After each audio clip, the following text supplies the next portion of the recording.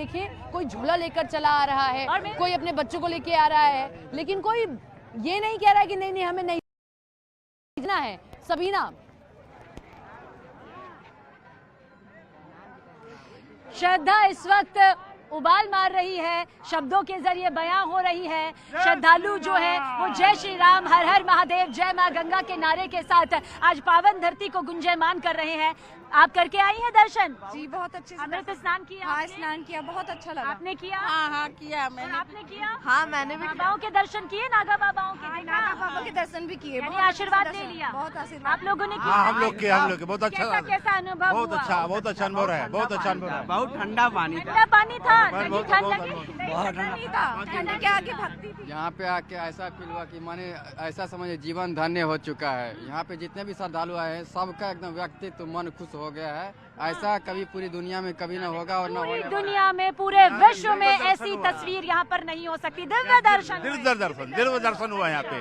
मतलब ये हम सुनते थे, आपने दिव्य दर्शन किए जो हम भी महसूस कर रहे हैं। और सही में बहुत अच्छे दर्शन हुए। आपने भी किया? आप मीडिया वाले हैं, आप दर्शन नहीं किए? बिल्कुल किया हमने, गंगा में जाकर, संगम तट पे जाकर कल पौष पूर्णिमा की तस्वीर भी दिखाई। आप भी एक डुबकी लगा जी लेते, पक्का। पाप धुल आ जाता। हम लोगों के भी पाप धुलने चाहिए, आत्मा को की शुद्धि होनी चाहिए, मोक्ष की प्राप्ति होनी चाहिए। आपने किया बेटा? जाने का मन ही नहीं होता यहाँ से। नहीं जाने का मन है? इतनी ज्यादा श्रद्धालुओं का जो जमावड़ा है, फिर भी मन करता है इसीलिए न रहने का मजा और कुछ नहीं, जाने का मन। मोदी जी को और योगी जी को बहुत बहुत धन्यवाद करते, इतनी अच्छी व्यवस्था करी है उन्होंने कि कोई दिक्कत नहीं है। कोई दिक्कत नहीं है। अच्छा, कुछ लोग कह रहे हैं यार बहुत चलना पड़ रहा है, तो चलने की कोई दिक्कत नहीं है, चलने में भी दिक्कत नहीं है। नहीं है। देखिए पाने में कुछ खोना पड़ता है, वो हमारे इसलिए कुछ खोना पड़ता है, कुछ परिश्रम करना पड़ेगा। वो गंगा से जुड़ी हुई है। तो आपने भी किए हैं दर्शन यहाँ पर? जी हम भी किए। दिव्य दर्शन कर लिया आपने? हाँ कर लिए, ओके। कर लिए। बाबाओं के दर्शन करें? सबकी करे। आपने अमृत स्नान किया? देखिए सबने यहाँ पर अमृत स्नान किया है और सब अमृत स्नान करके आगे बढ़ते हुए एक बार फिर से अपनी मंजिल की तरफ यहाँ पर बढ़ते जा रहे हैं। और ये महाकुंभ की वो धरती है जो करोड़ों श्रद्धालुओं से इस वक्त सजी हुई है। ये करोड़ों श्रद्धालु जो है ना, जिन्हें हम बार बार कह रहे हैं कि हम भीड़ नहीं कहेंगे, ये श्रृंगार है, ये वो महत्वपूर्ण श्रृंगार है महाकुंभ का, महाकुंभ की धरती का, जिनकी वजह से ही आज ये पूरी धरती सराबोर हो रही है। और यही विश्व कल्याण का संदेश देते हैं। जिन नागा साधुओं की रहस्यमय दुनिया का जिक्र हम बार बार यहाँ पर कर रहे हैं, उसके करने के पीछे का मकसद भी यही है कि रहस्यमय आदर्श दुनिया आज पूरी दुनिया के सामने, पूरी जानकारी के साथ में सामने आए कि इनका रहन सहन कितना कठिन होता है, इनकी तपस्या कितनी यशस्वी होती है, इनका त्याग, इनकी कठोरता, इनकी निर्मलता, ये सब इनकी जिंदगी का, इनके जीवन का वो हिस्सा है जिसके लिए ये तप करते हैं, कठोर तप करते हैं। सपना आपकी तरफ आएंगे इन्हीं तस्वीरों के साथ जहां करोड़ों श्रद्धालु मौजूद हैं। सपना, बिल्कुल सबीना, मैं तस्वीर दिखाऊं उससे पहले स्वामी अखिलेशानंद जी से न्यूज़ 18 इंडिया की टीम ने खास बातचीत की है। एक एक करके जब अखाड़े निकल रहे हैं, शोभा देखते बन रही है, क्या उन्होंने अखाड़ों के बारे में बताया, जरा सुनिए। स्वामी अखिलेशानंद जी इस वक्त हमारे साथ हैं, सीधे इनसे बातचीत कर लेते हैं। महाराज जी, संगम की तरफ आप स्नान करने के लिए जा रहे हैं, आज का पावन अवसर का कितना इंतजार था? भारतीय संस्कृति पर्वों की संस्कृति है। आज का दिन भगवान सूर्य मकर राशि पर संक्रमण कर रहे हैं, प्रवेश कर रहे हैं, और इसलिए एक महान पर्व बनता है। और विशेष रूप से वर्तमान समय में जो महाकुंभ का योग बना हुआ है कई सैकड़ों वर्ष के बाद, और इसलिए इसमें स्नान का महत्व है। और गंगा, त्रिवेणी और सरस्वती, ये तीनों देवियां यहाँ पर हैं। गंगा को हमारे यहाँ ब्रह्मद्रवा कहा गया है, यमुना को हमारे यहाँ प्रेमद्रवा कहा गया है, और सरस्वती को हमारे यहाँ ज्ञान विज्ञान की अधिष्ठात्री कही गई है। इसलिए भारतवर्ष में आभा प्रभा प्रतिभाओं की कमी नहीं है। आज बड़े बड़े दिग्गज संत जो अध्यात्म जगत की शीर्ष विभूतियाँ हैं, उनके नेतृत्व में और लाखों की संख्या में लोग त्रिवेणी के तट पर स्नान करने जा रहे हैं। गंगा, महाराज जी, रात से ही जो श्रद्धालुओं की तादाद है वो आप लोगों को, महाराज जी लोगों, साध्वी महाराजों का इंतजार आप रात से ही कर रहे हैं। ये भारतीय संस्कृति की विशेषता है। ये बहुत बड़ा पक्ष है कि लोग ऐसे पर्वों की प्रतीक्षा करते रहते हैं, और जब दुर्लभ संयोग बनता है तो इस अवसर को कभी चूकना नहीं चाहते लोग।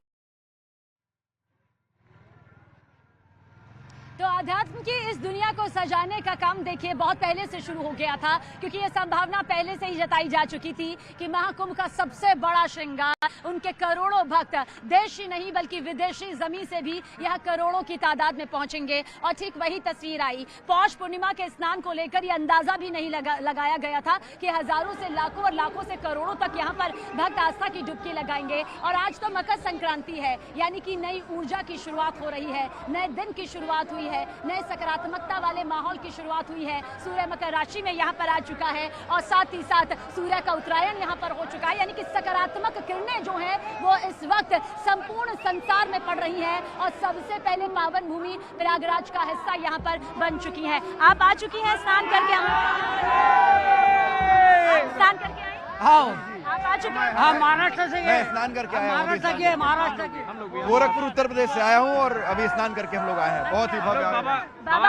बाबा गोरखनाथ की धरती से हम लोग आए हैं यहाँ पर, अच्छा, ठीक है। और हम लोग का स्नान ध्यान हो चुका है। यहाँ पर बाबाओं के दर्शन किए ना? बहुत बहुत हम लोगों ने बाबाओं का आशीर्वाद भी लिया, स्नान ध्यान भी किया और उनसे उनका चरण स्पर्श करके हम लोगों ने भरपूर भी लगा। बाबाओं के अलौकिक दर्शन आपने किए?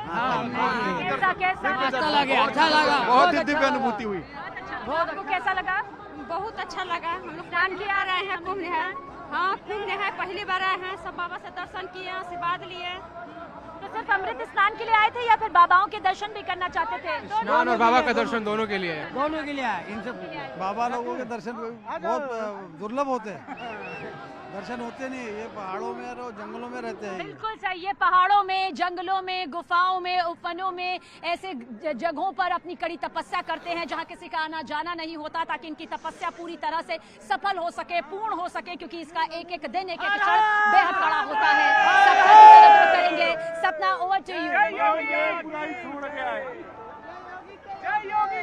देखिए, सबीना लगातार लोगों से बातचीत करवा रही हैं। कोशिश हम भी कर रहे हैं कि हम आपको बात भी कराएं और तस्वीरें भी दिखाएं। जो तस्वीरें आज अपनी टीवी स्क्रीन पर देख रहे हैं आप, इन तस्वीरों को कुछ शब्दों में पिरो देना बहुत मुश्किल है, क्योंकि इन तस्वीरों के लिए बहुत शब्द होने चाहिए। जिस तरीके से साधु आगे आते हैं, अखाड़ों में सबसे आगे नागा साधु चलते हैं, क्योंकि वो सेना अध्यक्ष होते हैं। उसके बाद में उनके जो स्वामी होते हैं वो चलते हैं। उसके बाद में जो आचार्य होते हैं उस पूरे अखाड़े के, जैसे अगर आप मैं निरंजनी अखाड़े की बात करती हूँ तो नमो नारायण, वो लोग, उनका सबसे बड़ा नारायण है, जैसे वो नमो नारायण कहते हैं। उसके बाद में जो तस्वीरों में आप देख रहे हैं आगे नागा साधु चलते हैं। फिर कैलाशानंद गिरी, क्योंकि निरंजनी अखाड़े की वो आचार्य हैं, वो चलेंगे और उसके बाद जितने पीठाधीश्वर होंगे वो आगे जाएंगे। तो ये एक पूरा क्रम है जो आज जिस क्रम के साक्षी हम भी बने और हमने कोशिश की कि तस्वीर आपको दिखाएं। अब इसके बाद में जो भीड़ मेरे पीछे आप दिख रहे हैं, जो रह रहकर आगे बढ़ रही है और अभी बढ़ ही रही है, ये आगे इसी तरीके से बढ़ती रहेगी, ये कम नहीं होने वाली है। यही भीड़ जो है ये भीड़ जो है